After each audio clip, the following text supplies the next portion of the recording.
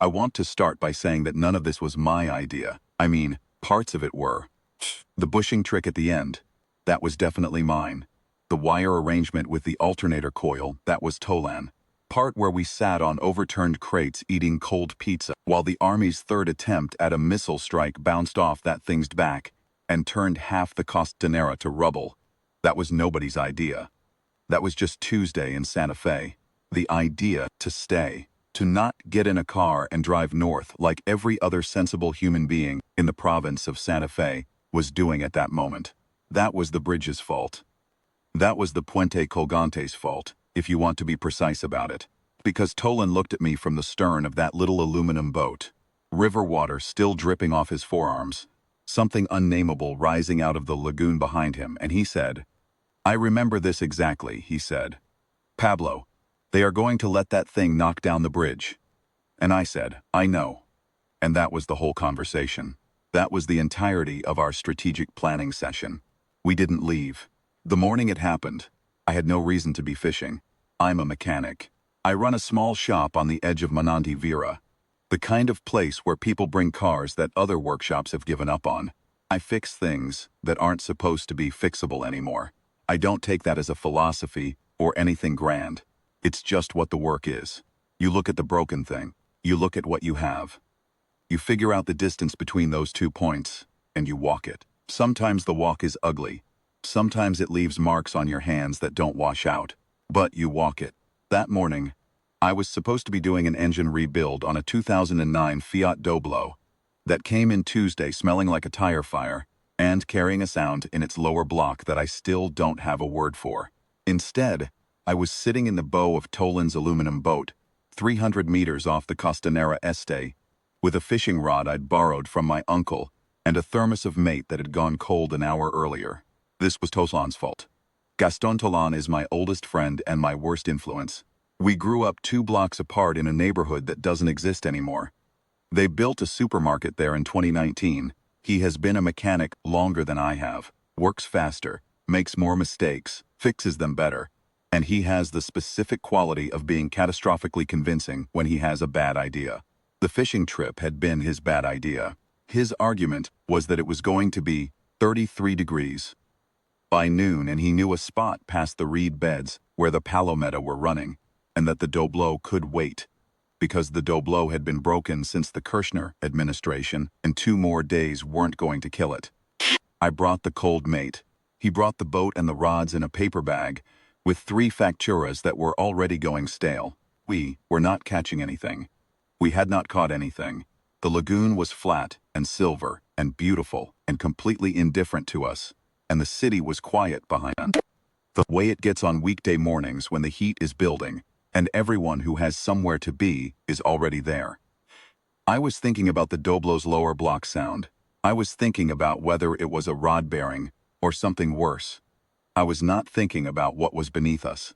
Tolan saw it first, not the creature that came later. What he saw first was the water. He put his hand on my arm and pointed down, and I looked, and the water was doing something it shouldn't. It was moving in a pattern that made no sense for a lagoon. Not waves from a boat, not current, not wind. It was moving from below in a slow rhythmic heave, like something breathing. "Fish?" I said. Tolan said nothing. He was watching the water with the expression he gets when an engine is making a sound he doesn't recognize yet. Very still, very focused, his brain running through catalogs. Breathing pattern in the water intensified. The boat rocked. Something dark moved below us. Not a shadow from a cloud, not a trick of the silver light. Something solid and enormous and deeply, deeply wrong was ascending. "That's not fish," Tolan said. He was correct. It was not fish. What came up? That the scientist would spend the next 2 years arguing about, and still not fully agree on. I can tell you what it looked like from the bow of an aluminum boat at approximately 11 in the morning. It looked like the world deciding to stand up. The water displaced first a ring of it, pushing outward from a central point maybe 40 meters off our starboard side. And then the thing was simply there, rising. It had a shape that your brain almost refused to process. The way your eyes slide off something that doesn't fit any category they were built for. It was massive in a way that made the word massive feel inadequate. It was massive the way weather is massive. The way a thunderstorm coming in off the Paraná is massive. Not a thing you look at, but a condition you're inside of. It was armored. It had a back that looked like geological strata. Compressed plates of something dark and scarred, organic but layered like sediment, like decades of pressure had formed it. Its movement was slow, in the way that avalanches are slow, deliberate, unstoppable, with a weight behind each action that you felt in your ribcage before you consciously registered it. Turned. Its head. I will not try to describe the head in detail, because I have tried before, and it comes out wrong every time. What I will say is that it was looking at the city. Not at us. It registered us the way you register a mote of dust. It was looking at Santa Fe with something that wasn't intelligence exactly, wasn't rage exactly, but was something older than both. Ignition maybe. The way a fire recognizes fuel. Toland started the motor. I have never been more grateful for a sound in my life. We ran for the shore and we did not look back until we hit the boat ramp on the Costanera Este, and I was standing on concrete with my legs shaking and the aluminum hull scraping the ramp behind me, and I looked back then, and it was fully out of the water, and the city looked like a toy behind it. Toland grabbed my arm. My truck. Right, I said. We ran. Santa Fe evacuates well when it has to. This is not a boast. It's a piece of local knowledge bought at high cost over decades of floods. The city knows the drill. You get the call. You take what matters, you go north or you go high. The emergency systems kicked in fast. I'll give the authorities that. Then 40 minutes of the creature making landfall south of the Vuelta del Paraguayo, there were sirens. There were alerts on every phone in the province, and there was a river of cars on every road leading out of the city. Toland's truck was parked 3 blocks from the boat ramp. We got to it, we got in. Toland started it. And then we both sat there watching the evacuation flow past us for a long moment without moving.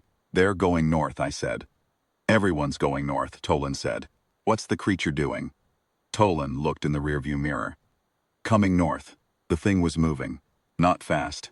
It moved at the pace of something that is never needed to move fast because nothing has ever outrun it. But north, yes, along the waterfront, toward the center of the city, toward the bridges. The Puente Colgante was visible from where we were parked. The old suspension bridge, built in 1928, one cable-stayed span crossing to the island. It's not the biggest bridge in the province. It's not the most important bridge in terms of traffic, but it's the bridge that Santa Fe dreams about. It's the bridge in every photograph of this city, in every postcard, in every piece of graffiti that says this place is worth something. The Puente Colgante is the city's signature on its own existence. The creature was moving toward it.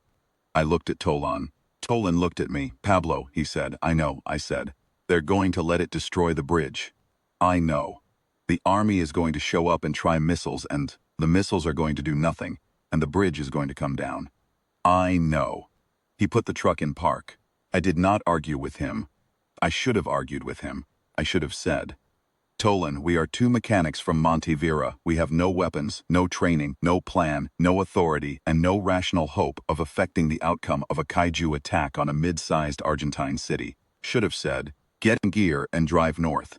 Instead I said, Chiquito has that workshop on Fray Luis Beltran. He owes me for the clutch job. Toland looked at me.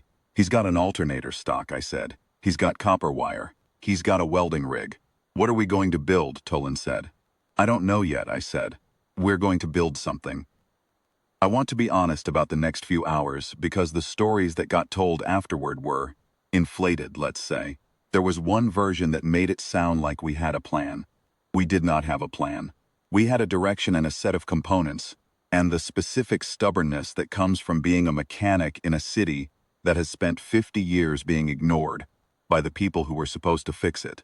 Quito's workshop was on the south end of Fray Luis Beltran, 6 blocks from the Puente Colgante. Quito himself had evacuated, wisely taking his family and his dog, and leaving the workshop locked.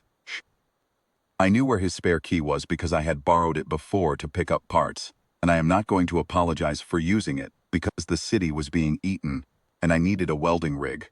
We got in. We took stock, what we had.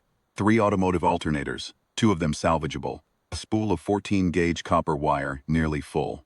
A welding rig, propane, 20 meters of heavy-duty steel cable, intended for a fence job that Chiquito had been putting off for a year. Truck batteries, one dead, a compressor, a hydraulic jack, various hand tools, a radio that still worked, half a jar of dulce de leche and 2 bottles of water.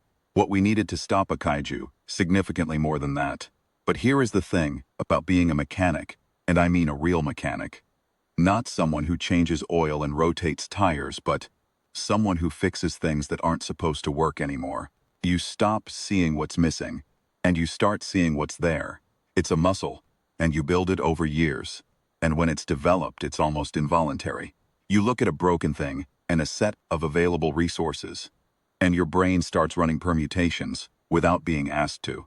My brain was running permutations. Tolan was working the radio, listening to the military frequency that he'd found by luck or instinct. What he was hearing confirmed what we'd expected. 3 military helicopters were in the air. They had tried their first salvo, standard ordnance, and it had done nothing. The creature had reached the Costanera Este waterfront and was moving through the old port district. They were describing the scale of the structural damage. They were about pulling back to establish a perimeter outside the city. They're not going to stop it, Tolan said. He didn't say this with anger. He said it the way you say the head gasket is blown. A diagnosis. No, I said. I was looking at the alternators. What are you thinking? I'm thinking about resonance, I said. Tolan was quiet for a moment. Resonance like? Acoustic resonance? The Tacoma Narrows Bridge, I said. A bridge came down from resonance. Wind at the right frequency, the structure matched it, in itself apart. That's a bridge, Tolan said. This is a living creature. Everything has a resonant frequency, I said. Bones, organs, everything. You hit something at the frequency, it vibrates. Naturally, you create constructive interference. Enough of it, and you don't need to punch through armor. You create disruption from inside. Tolan thought about this. We have alternators, he said. We have alternators. You can tune an alternator output by varying the load resistance and the RPM. Can create a pulsed electromagnetic field with specific frequency characteristics. We don't know its resonant frequency. No, I said. We know it came from below water, and it's responding to agricultural runoff, which means it's been exposed to a specific chemical signature for years. Its biology developed in a very specific environment. So what, Tolan said. The agrotoxicos, I said. They're organic compound chains. They have characteristic molecular vibration frequencies. If the creature's biology adapted around them, if it metabolized them, if they're part of its structure now, then maybe its tissue shares some of those resonant characteristics. Tolan looked at me for a long moment. Pablo, he said. I know, I said. That is the most insane thing anyone has ever said to me. Do you have a better idea? He didn't have a better idea. Neither of us had a better idea. We had alternators and wire and a welding rig in a city that was going to lose its bridge. What do we need, he said. Here's what we built. In rough terms. And I'll try to describe it without too much technical language, because the technical language is honestly embarrassing, given what it accomplished. We took the 2 functioning alternators and wired them in series, drawing from the 2 good truck batteries. With a load resistance we improvised from the copper wire, wound around a steel pipe. Basically, a homemade variable resistor. We could adjust the frequency of the alternator's output by physically varying the load. It was crude in the way that a compass made from a needle and a piece of cork is crude. It works, but you'd be laughed out of any serious engineering institution for building it. Field generator. If I'm being generous calling it that, was assembled from the cable wound in a specific coil pattern that Tolan worked out by hand on paper, using math he remembered from a night course he'd taken 12 years earlier and never finished. The coil was mounted to the forks of the hydraulic jack, so it could be raised or lowered. We attached it all to a dolly so it could be moved. The theory, to the extent there was one, was that we would get close enough to the creature, aim this electromagnetic coil at it, and find a frequency in the range of the molecular signatures of the primary agrotoxicos. Organophosphates, mostly, and chlorinated compounds, in the hope that if the creature had incorporated these compounds into its tissue structure during its long underground gestation, it might respond to the right frequency. Not as a weapon, exactly, more as interference. Like someone talking at the same frequency your thoughts run on, making it impossible to think clearly. We didn't know if it would work. We had about a 40% confidence that the theory was coherent. We had about a 15% confidence that the device would produce an output anywhere near the right frequency range. And we had no idea what the creature would do if it worked, or if it didn't work, or if it did something we hadn't expected.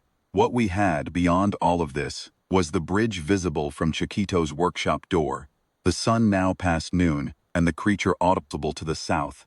A sound like geology happening, a slow rhythmic impact that you felt in the soles of your feet, and the absolute certainty that if we drove north and the bridge came down, we would spend the rest of our lives knowing we had the workshop and the tools and the wire, and we drove north.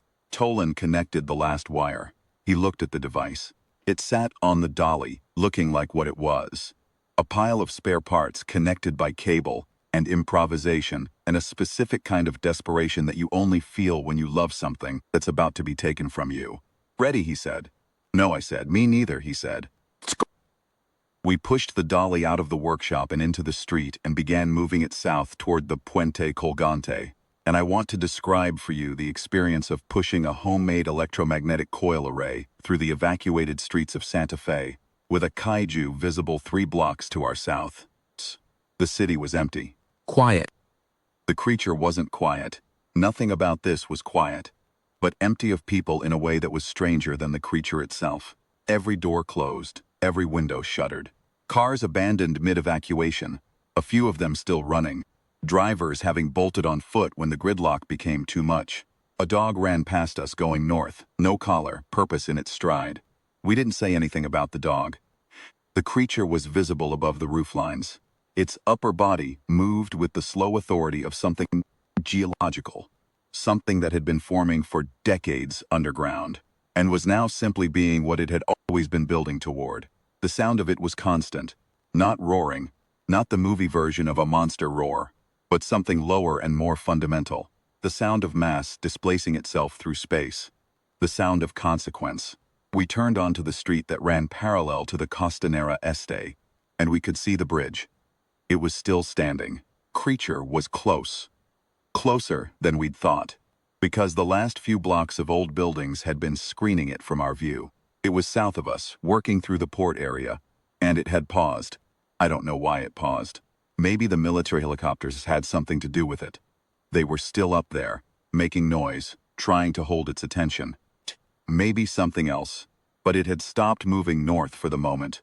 And the bridge was still there, and we were 30 meters from the waterfront. Here, Tolan said. We stopped.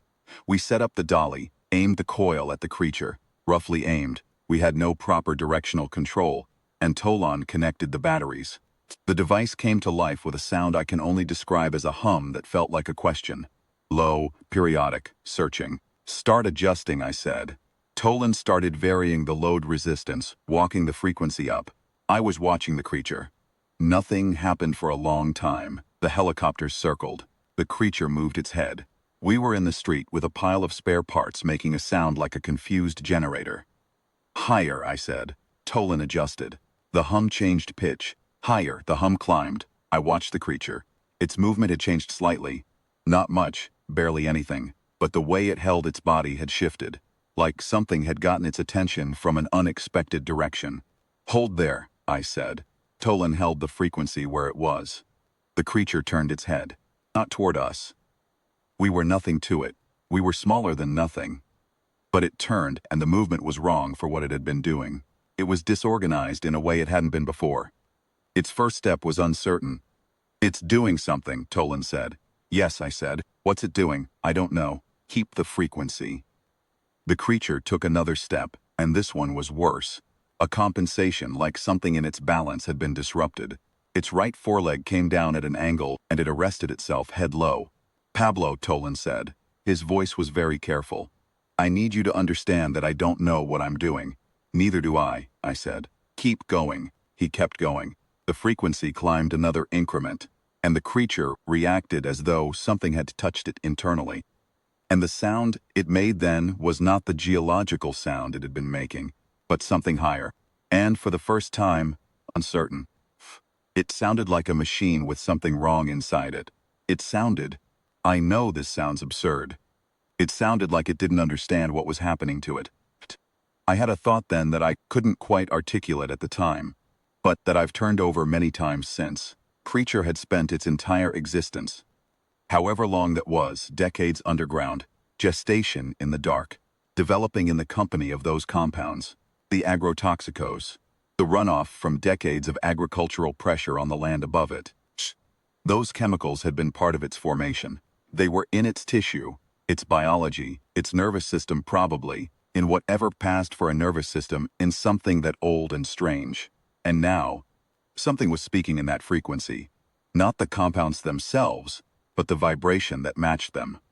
Like hearing a name you thought only you knew spoken in a room you thought was empty. The creature stopped moving north. It didn't fall, it didn't collapse, it didn't. This was not a dramatic defeat. That's not what happened. What happened was something subtler, and in some ways more complete. It stopped. Its posture shifted from purposeful to confused. It stood in the ruins of the Old Port District, making a sound that I can only describe as the sound of a very large organism that doesn't know which direction to face. Tolan held the frequency for 11 minutes by his watch. I stood next to him and watched the creature stand there, not destroying anything. The helicopters circled. I don't know what they saw from up there. I don't know what their instruments were telling them. I know what we could see from the street. A creature the size of a building, standing still in the sun, looking as though it had forgotten where it was going.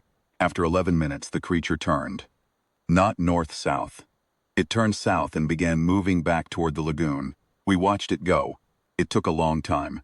You don't hurry something that size in any direction it doesn't want to go. But it went. Back through the port district, back along the Costanera, back into the water.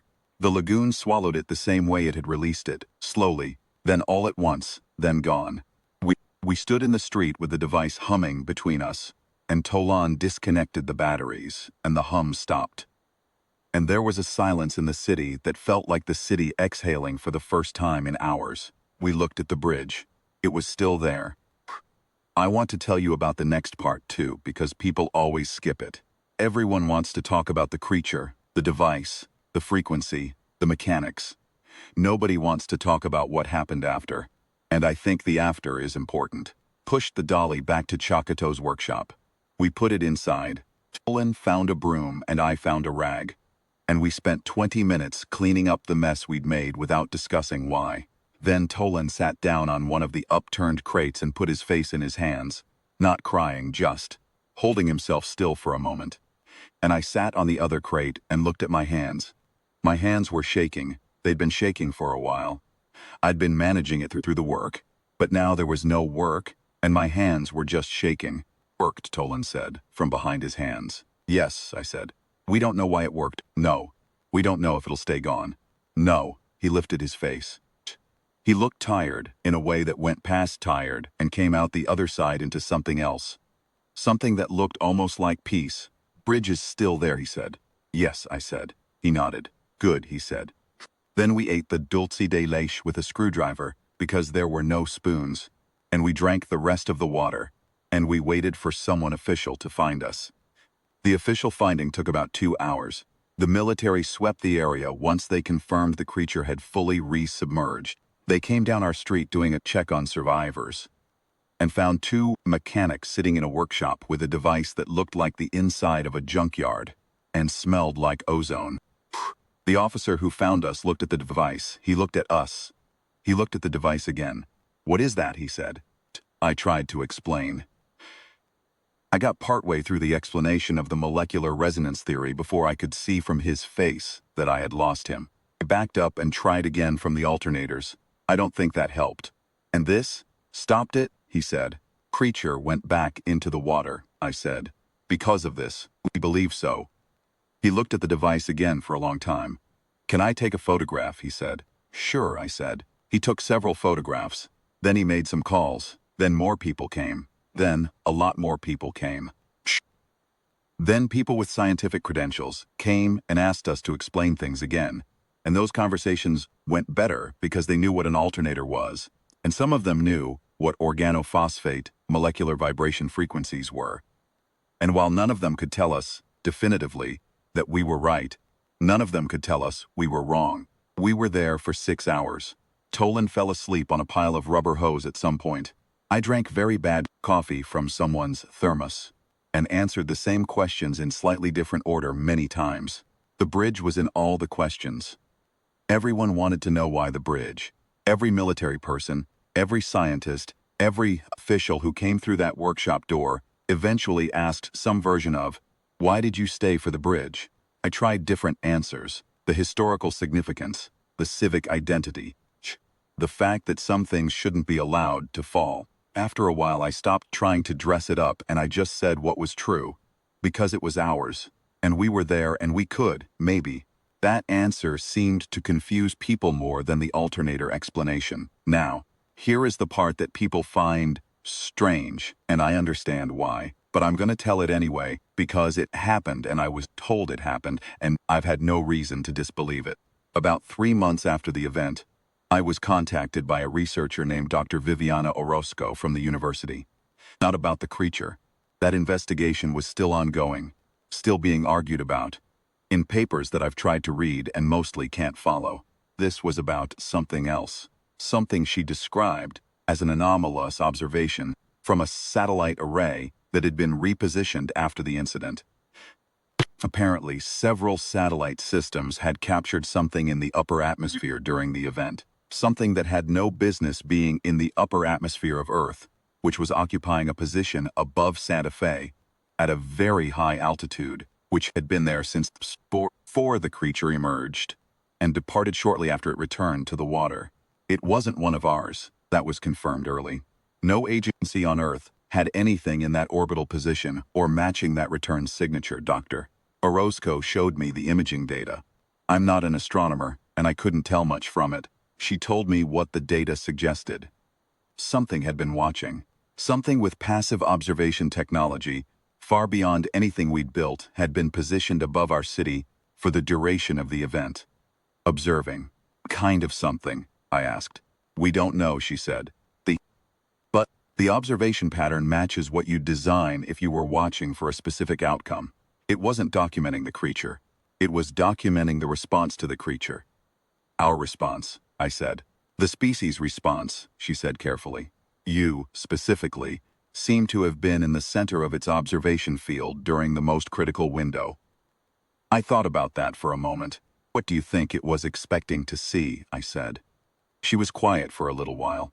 Based on the behavior pattern, based on when it arrived, how long it stayed, the data signatures it was collecting, I think it was expecting to see a city evacuate and a bridge fall down, she said. That seems to be the anticipated outcome its presence was calibrated around.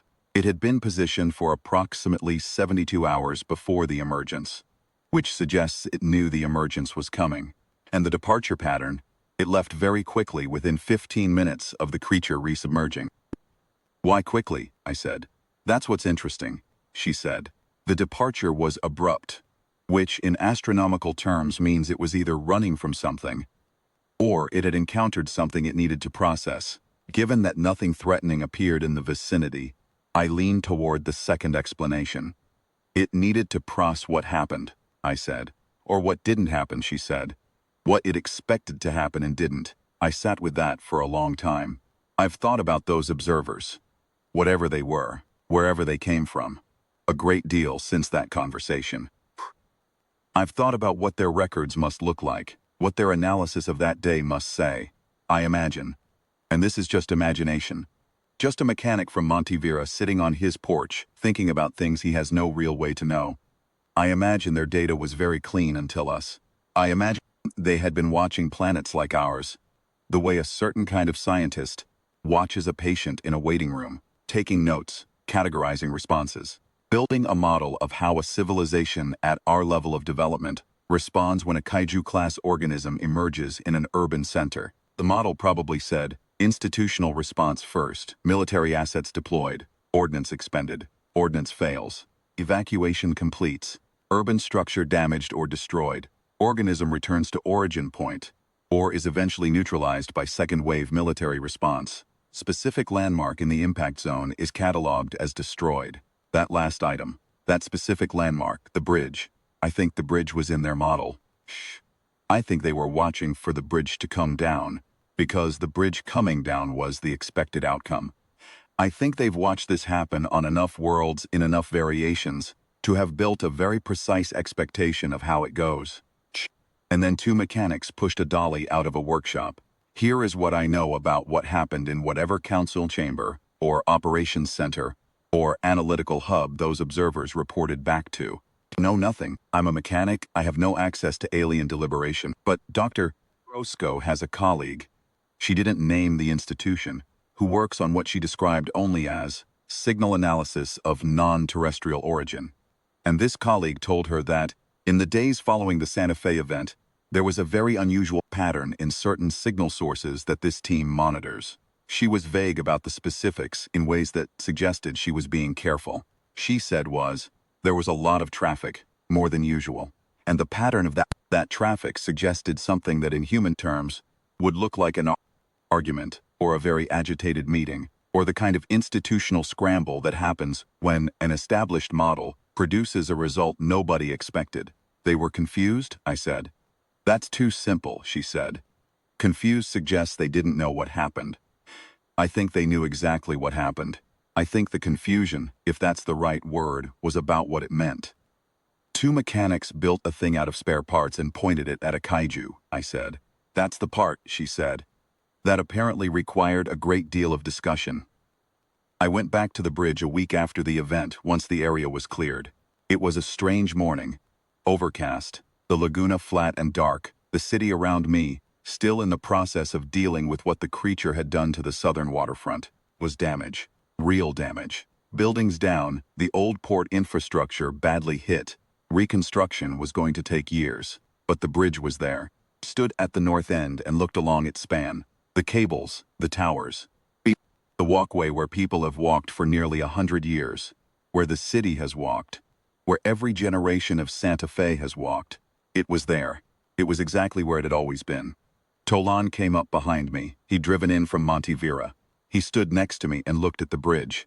Still ugly, he said. The bridge is not ugly. He says this every time we see it. It's a long-stint indiscriminate. You have no taste, I said. I have plenty of taste, he said. I have taste that recognizes a rusty old suspension bridge that should have been replaced 30 years ago. You wept when it was still standing. I was relieved, he said. There's a difference. Relief is not tears. There were tears, Tolan. There was dust, he said. There was a lot of dust in the air. We stood there for a while. The laguna was quiet.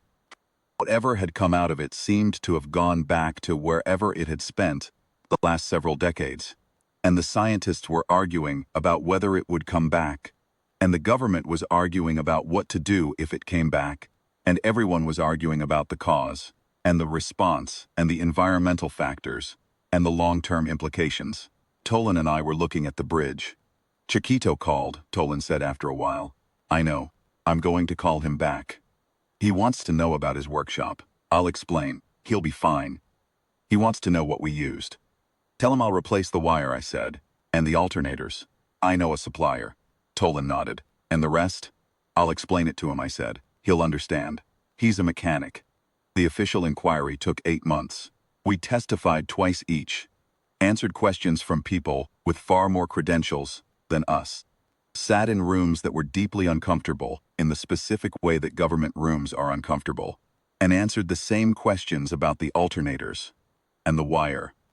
And the theory and the frequency calibration until I could have answered them in my sleep, and sometimes did.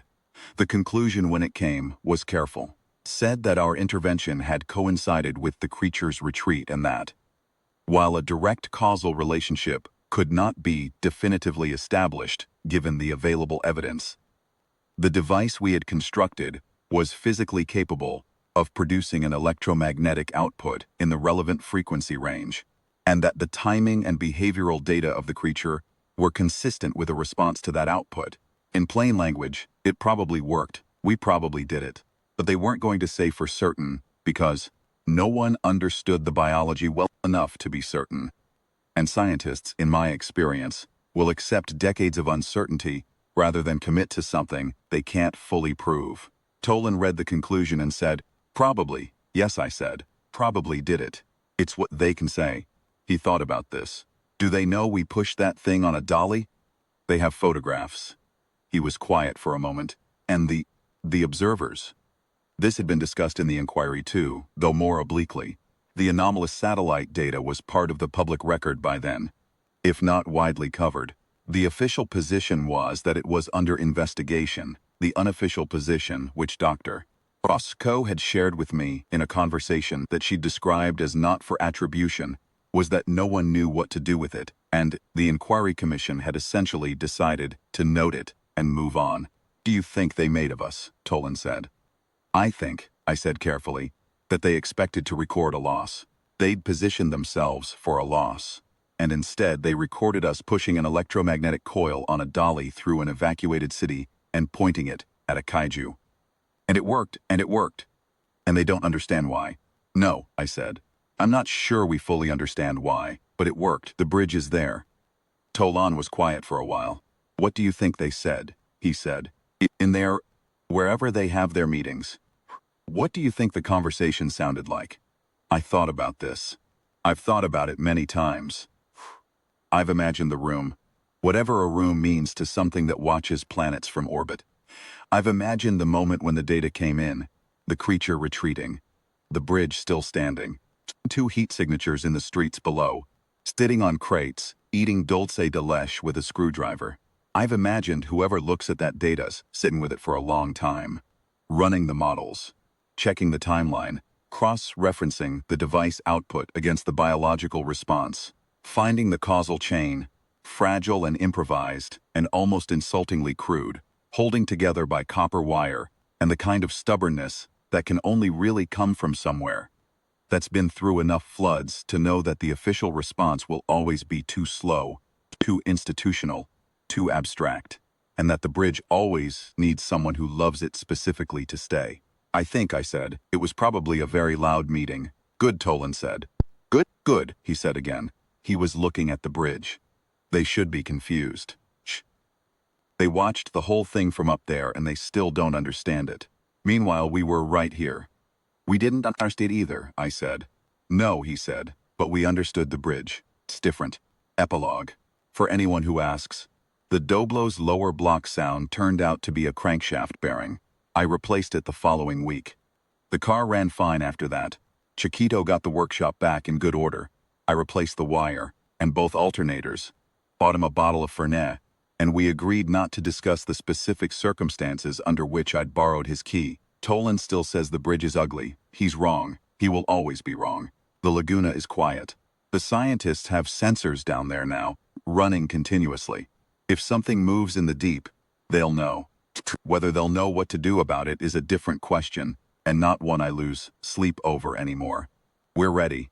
The device is in storage in my workshop, on a shelf between a 2003 Peugeot 306 alternator and a box of assorted cable connectors, covered with a plastic sheet. It doesn't look like much. It never looked like much.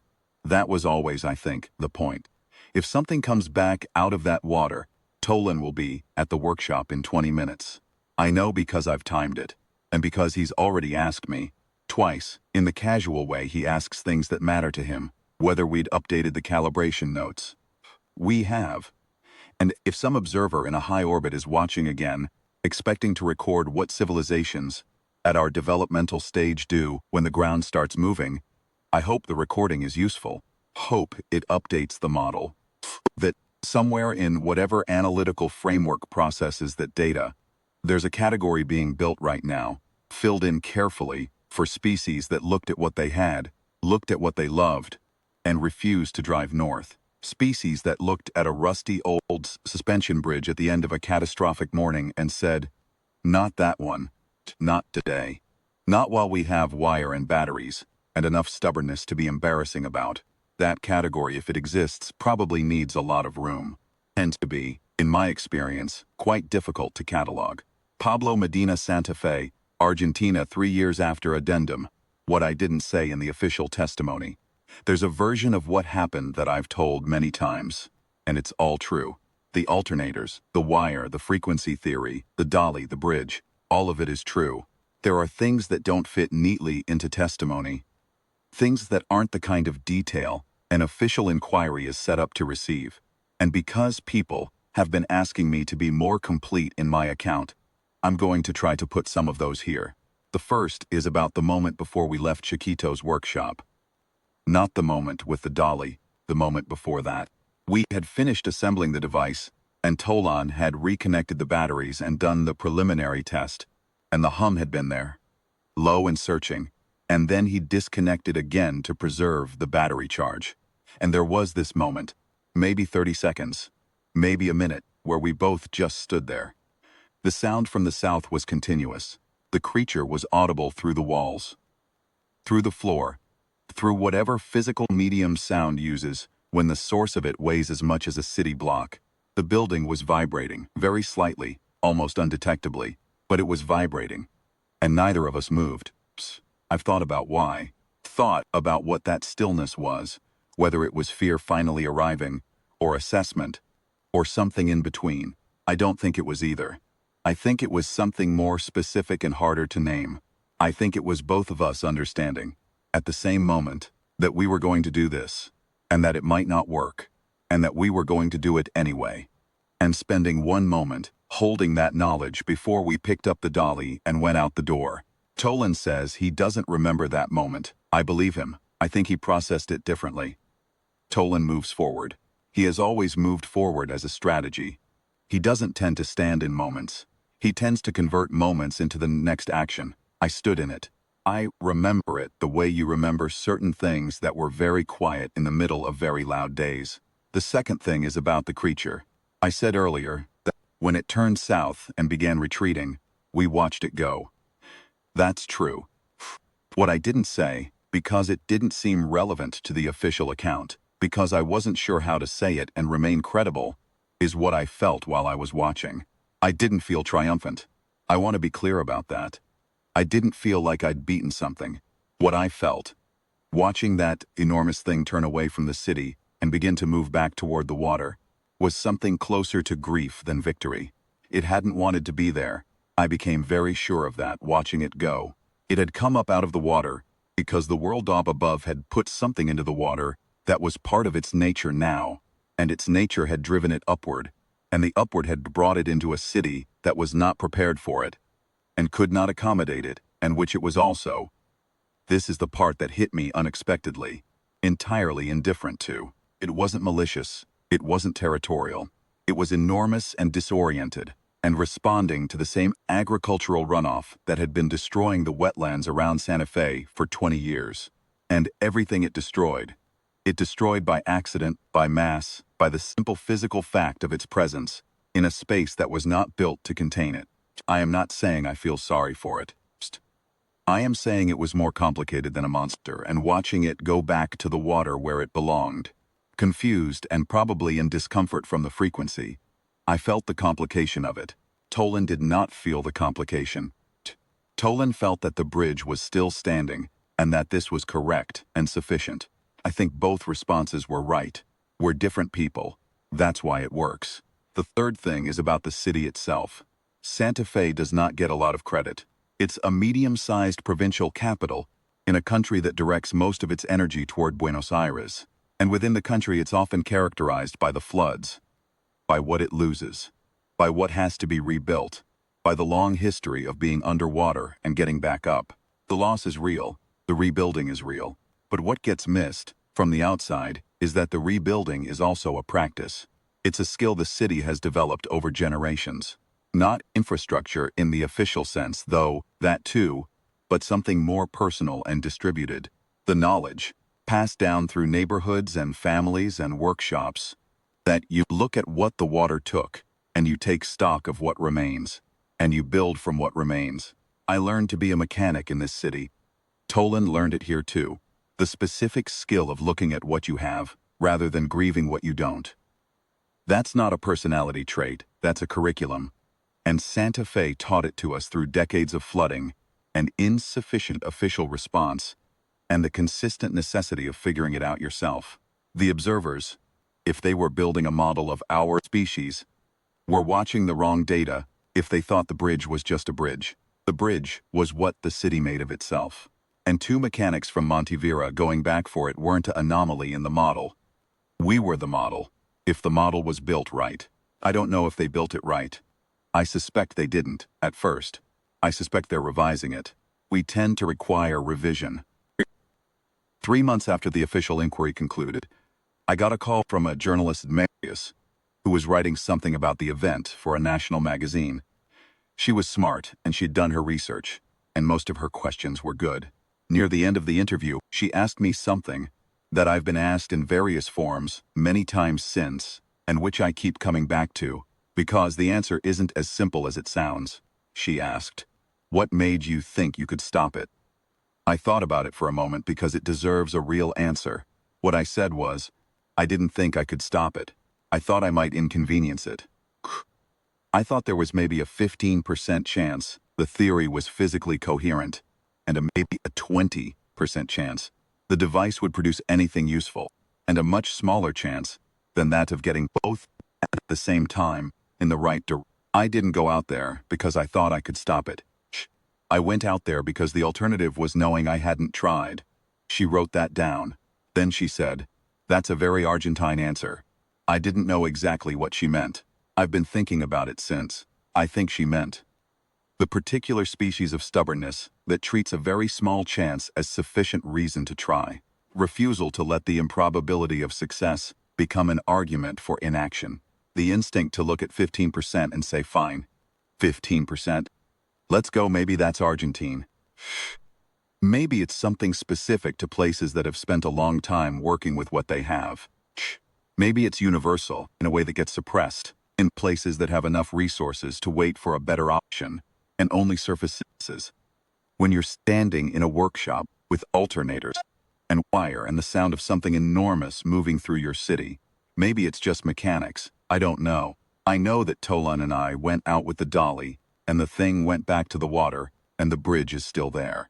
I know that something in orbit watched it happen and apparently did not have a category ready for what it saw.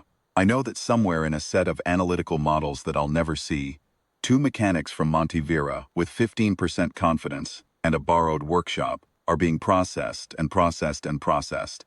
And the processing isn't done yet and may not be done for a long time. That's fine, we've got time. The Doblo is running well. The workshop has new alternators. Tolan is fishing again on the Setúbal most Thursday mornings, and he tells me the fishing is better than it's ever been, which I the fact that everyone else has stopped fishing there, which I attribute to understandable, if, in my opinion, excessive caution. The laguna is quiet. The bridge is there. One last thing. About 8 months after the event, a package arrived at the workshop. No return address. Argentine postmark, but Dr. Roscoe told me later that the postmark was almost certainly not indicative of origin. Inside was a small device. Nothing dramatic. Nothing that looked like technology, really. It looked like a disc of some material that wasn't metal and wasn't plastic and wasn't anything I could identify with confidence. Roughly the size of my palm, smooth, dark, with a surface that caught light at angles where there was no reason for it to catch light. There was no note. I showed it to Tolan. We both looked at it for a while. Souvenir, he said. Maybe a sensor, I said. Something monitoring. Still watching us, he said. There was no alarm in his voice. Just assessment. Maybe, I said. Or maybe an acknowledgement. Some cultures send something when they've revised their records, when they've had to update what they thought they knew. Tolan picked it up and turned it over. He held it the way he holds engine components he hasn't seen before. Carefully, with respect, looking for how it worked. Think they figured it out, he said. What we did and why, I don't know, I said. He set it back down on the workbench. He looked at it for a moment longer. Then he picked up the wrench he'd been using on a 2015 Chevrolet Cruze that came in making a noise in its suspension, and he went back to work. Tell me when they've figured it out, he said. How will I know? They'll send another package, he said. Probably bigger. He went back to the Cruze. I went back to the Doblo-adjacent work I'd been catching up on for 6 months. The workshop was warm. The radio was playing. The laguna, 3 kilometers south, was doing what it always does. Somewhere in a high orbit, or wherever they go when they leave, something was rethinking its models. We were at work. That seemed to me correct.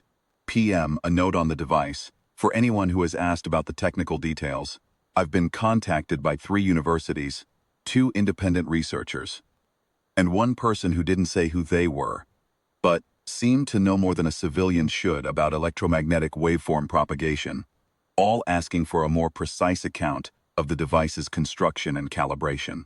I'll do my best. The alternators were both 12-volt automotive units, one from a 2004 Ford F-100, one from a 2011 Toyota Hilux. Different models, different output characteristics, which was a problem I hadn't fully accounted for in the initial design, and which Tolan solved by putting a diode bridge between them that I wouldn't have thought of. I mention this because people often assume I was the technical lead on the device, and that's not accurate. I developed the theoretical framework such as it was. Tolan built the device. We are different kinds of mechanic. The load resistance was wound from the 14-gauge copper wire in a coil of approximately 60 turns around a 20-centimeter steel pipe, which gave us a resistance in the range of 8 to 12 ohms, depending on the winding tension. The tension varied because we were working fast and didn't have a mandrel. This was a flaw that we compensated for by accepting a wider frequency range than the theory strictly called for, which may have been an advantage in retrospect. Hitting a range rather than a precise point arguably gave us more coverage of the target frequency band. The target frequency band for organophosphate molecular resonance falls roughly in the range of 700 to 1200 gigahertz in the far infrared. Device, by the most optimistic calculation anyone has since done on the design, was producing useful electromagnetic output in a range of approximately 2 to 18 gigahertz. Centimeter wave, not terahertz. This is a significant mismatch, and it is the mismatch that has made the academic argument about mechanism so persistent and contentious. The honest position, which I've held from the beginning, is that I don't know precisely why it worked. The frequency theory was my best guess at a mechanism. It may have been correct in a modified form that I couldn't fully articulate. It may have been partially correct, and the effect was achieved through a different pathway than I theorized. It may be that the creature's nervous system, or whatever analog to a nervous system it had, operated in a frequency range that our device happened to hit, and the organophosphate connection is a red herring. A theory that pointed in approximately the right direction without being the actual explanation. What I know is what I observed. We varied the frequency of the device's output, and at a specific setting, the creature's behavior changed in a way consistent with neurological disruption or confusion, and it subsequently retreated. The researchers can argue about mechanism. I watched the animal go back to the water. That data is not in dispute. What is also not in dispute, and what I think matters more than the mechanism, the device was assembled from components available in any reasonably equipped automotive workshop by 2 people with no training in electromagnetic engineering in approximately 3 hours, under significant stress, while a kaiju was audible through the workshop walls. That is the repeatable result. That is the result that should inform whatever model is being built about what this species is capable of under pressure. We are, when cornered, extremely resourceful in ways that do not always make sense until after they work. Puente Colgante, some history for context. Hanging Bridge, as it's known locally, was built between 1924 and 1928 and opened to the public on November 9, 1928. It is a cable-stayed suspension bridge crossing to the island of Santa Fe, made from imported steel and local labor, and the specific civic ambition of a city that wanted to connect itself to the island, that had always been across the water. It's been through a lot. Floods, economic crises that delayed maintenance for years at a time, an earthquake in 1944 that rattled it badly, the 2003 flooding that put much of the city underwater, and left the bridge standing above the water, like something that had decided not to participate in the catastrophe. It is, as Tolan correctly notes, not in perfect condition. It would benefit from restoration work that has been discussed for 20 years. The cable systems have been partially replaced, but not comprehensively. There are rust issues. There are sections of the walkway that have been repaired with materials that don't quite match, The way old things repaired over time tend to look. Not uniform, not pristine, layered, carrying the record of everything that's happened to it. Is a phrase in Spanish, tiene historia, that means something like, it has history, and it's used affectionately of old things that have accumulated experience. Bridge tiene historia in a very deep way. It has been there for nearly 100 years. It has seen everything the city has been through, and it has remained. Think about this when people ask about the bridge, which they do frequently when they're asking why we stayed. I think the question is answering itself, but people sometimes can't see it until you spell it out. The bridge has been there for 100 years through everything. We were there for one afternoon. The least we could do was stay. Tolan's version of events. I asked Tolan, in the interest of completeness, to contribute a paragraph to this account, since he has been less willing than I have to talk to journalists and researchers, and various people who want to know what happened. He agreed, provided I didn't ask him to say anything more than he wanted to say. His paragraph, verbatim, is as follows. Pablo is making this sound more complicated than it was. We had stuff, there was a problem, we tried a thing, the thing worked. The bridge is there. Going to go fishing. That's it. That's his contribution. I find it, honestly, more accurate than anything I've written above. He is also not going fishing yet because it's Wednesday and he fishes on Thursdays. But the sentiment stands. Final note. If you're reading this because something similar is happening somewhere near you, if the ground is moving, if the water is wrong, if something has come up out of something, and the official response is inadequate and everyone sensible is driving north, I want to say one thing. Take stock of what you have, not what you need, not what you wish you had, not what the situation theoretically calls for, what you actually have. Then look at what you love. Then figure out the distance between those 2 points and start walking. The walk will be ugly. It will probably leave marks. You will probably be embarrassed by the improvised quality of what you build, and you will probably be wrong about at least one significant part of the theory. So anyway, something somewhere is watching, and it is revising its models based on what it sees. Make it work hard. PM Santa Fe, Argentina.